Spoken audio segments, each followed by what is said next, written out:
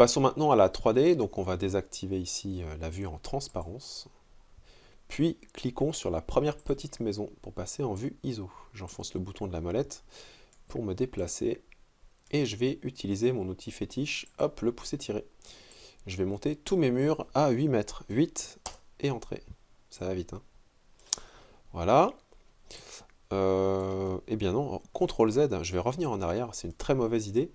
Je vais d'abord couper, hop, cette partie. Voilà, je vais monter mon premier mur à 8 mètres. 8 et entrer, c'est mieux.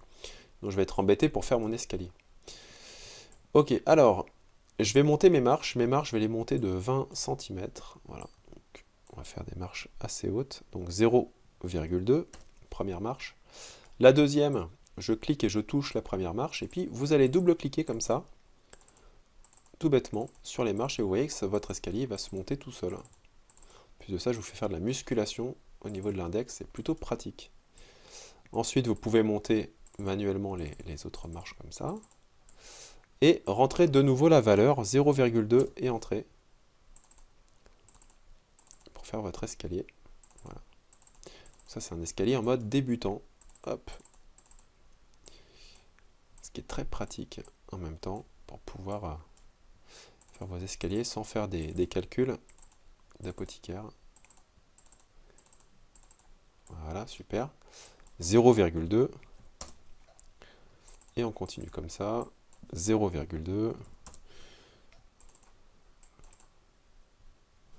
0,2. Yes, super. Et puis là, on vient monter. Là, c'est pas bon. Hop, 0,2. Après, ces marches-là, on les verra plus du tout.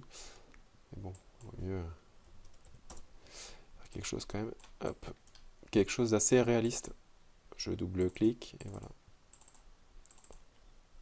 Et là, 0,2.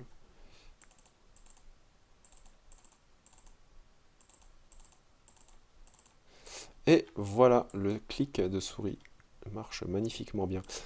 E avec la gomme, donc la touche E raccourcie vers la gomme, vous allez enlever toutes les lignes. Voilà, on enlève tout ça. On enlève tout ça. On enlève tout ça. Super. Hop. Toutes ces lignes, c'est pareil, je les enlève. Je n'ai plus besoin. Voilà. Ça, c'est chouette. Donc on va enlever vraiment toutes les lignes verticales qui ne vont pas nous servir. Ensuite, on va monter le reste des murs. Donc j'appuie sur pousser tirer, on va monter ce mur. Attention, quand vous montez ce mur, eh bien, SketchUp va vous embêter, il va vous dire que eh bien, on a un décalage limité sur la première marche, il va s'accrocher à chaque fois. Ça va être super embêtant. Alors, déjà, avant de tout monter, on va enlever notre petit personnage ici. Je vous invite à inverser toutes les faces. Hop, vous faites un grand rectangle de sélection, clic droit, inverser les faces pour avoir une maquette blanche. C'est toujours mieux quand vous faites après du photoréalisme. Ok, j'en reviens à mon mur ici. Donc j'appuie sur le pouce étiré et j'appuie sur CTRL, ce qui fait que là, hop, eh bien, ma surface ne s'accroche pas du tout aux arêtes. Il suffit de toucher ici ou de rentrer 8. Et là, même chose, j'appuie sur CTRL, hop, et je touche. Et ma maquette blanche est terminée, en tout cas pour les volumes. On n'a plus qu'à placer nos jolies fenêtres. Voilà, donc ça c'est dans la partie suivante.